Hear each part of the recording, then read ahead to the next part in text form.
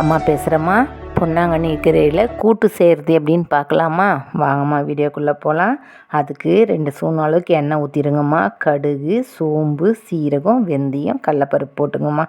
அதை போட்டு கொஞ்சமாக பச்சை கருவேப்பிலை போட்டு வெங்காயம், சின்ன வெங்காயம் கொஞ்சம் போட்டுங்கம்மா. பெரிய வெங்காயமும் 2 வெங்காயத்தையும் பொடியாக கட் பண்ணிட்டுங்கடா. கட் பண்ணிட்டு அதை போட்டு நல்லா வதக்கிடுங்கடா. அது கூடவே கொஞ்சமாக பச்சை மிளகா போட்டுங்கடாம்மா. பச்சை மிளகா போட்டால் டேஸ்ட்டு நல்லா இருக்குண்டாம்மா. பூண்டு போட்டுங்க.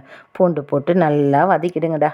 வதக்கிட்டு அதுக்கப்புறமா அந்த கீரையை நல்லா அலசி வச்சுங்கடா. பொடியாக கட் பண்ணி வச்சுங்கடாம்மா. சிறிதளவு மஞ்சத்தூள் போட்டுங்க. தேவைக்கேற்ற மாதிரி உப்பு போட்டுங்கடா. உப்பு போட்டு நல்லா வதக்கிடுங்கடா. இந்த பொன்னாங்கண்ணி கீரை கிடைக்கும் போதெல்லாம் குழந்தைங்களுக்கு செஞ்சு கொடுங்கடா. குழந்தைங்களுக்கு அவ்வளோ நல்லதுடா. கண் இல்லாதவங்கள கூட கண் வரும்னு சொல்லுவாங்கடா தாத்தா பாட்டிலாம். பொன்னாங்கண்ணி கீரை சாப்பிட்டா திரும்ப கண் கிடைக்கும்னு சொல்லுவாங்கம்மா. அவ்வளோ நல்லதும்மா. குழந்தைங்க இந்த வண்டியில் தூசு தும்முலாம் கண்ணில் சேரும்மா. இந்த கீரையை சாப்பிட்டா அவ்வளோ உடம்புக்கு நன்மைடா. ஒரே ஒரு குட்டி தக்காளி போட்டுங்க. சிறிதளவு பெருங்காயம் போட்டுங்கடா. இந்த கீரையை நல்லா தண்ணியில் அலசி வச்சுட்டு அது கூடவே நல்லா எண்ணெயில் வதக்கிடுங்கம்மா. தேவைக்கேற்ற மாதிரி காரம் போட்டுங்கடா. சிறும் பருப்புமா, பச்சை பைத்தியம் பருப்புனம்மா. அதை போட்டு ஒரு கைப்பிடி அளவுக்கு போட்டு ஒரு விசில் வச்சு எடுத்து வச்சுடுங்கடா. அது கூட தேங்காய் துருவல் போட்டுங்கடா.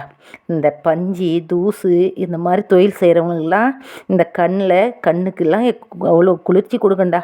இந்த பஞ்சு தூசுலாம் இருக்குது கண்ணில் சேருதில்ல, அந்த ஐக்கெல்லாம் இதில் வந்துடும்மா அந்த கீரையை சாப்பிட்டா. இதை செஞ்சு கொடுத்து பாருங்கடா. இதம்மா அம்மாவோட டிப்ஸுடாம்மா.